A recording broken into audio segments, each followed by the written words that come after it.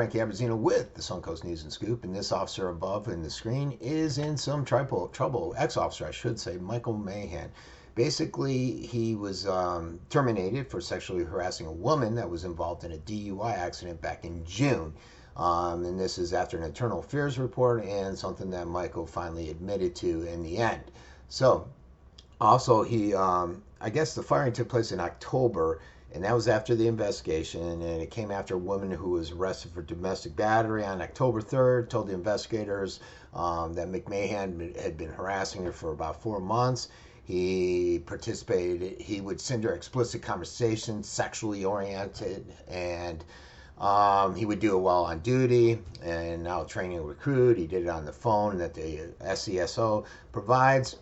So once they were made, where the allegations, I supposedly was fired, and the individual says what happened is, or what Conkley, the lady that was harassed, alleges is that after she was arrested, she was only arrested. I'm sorry, due to her refusing the overtures that were coming from Michael McMahon. And so that led to her being arrested, and she started going into detail about the harassment that had occurred back in June after she was arrested for a DUI. So they did they did the investigation. Basically, they pulled the police records, pulled all the documentation.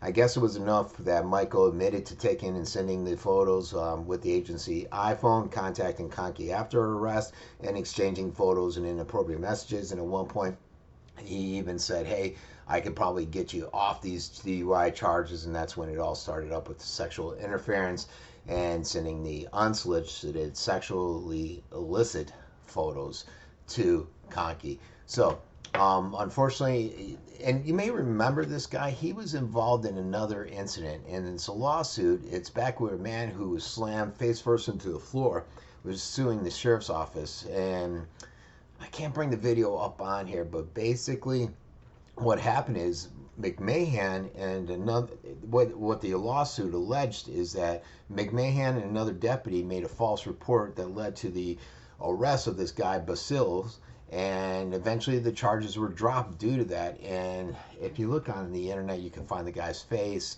It's he was driven to the floor basically by Deputy Martin, and that was in the courthouse, and says he lost consciousness, he broke bones in his face, and you can see his face is messed up.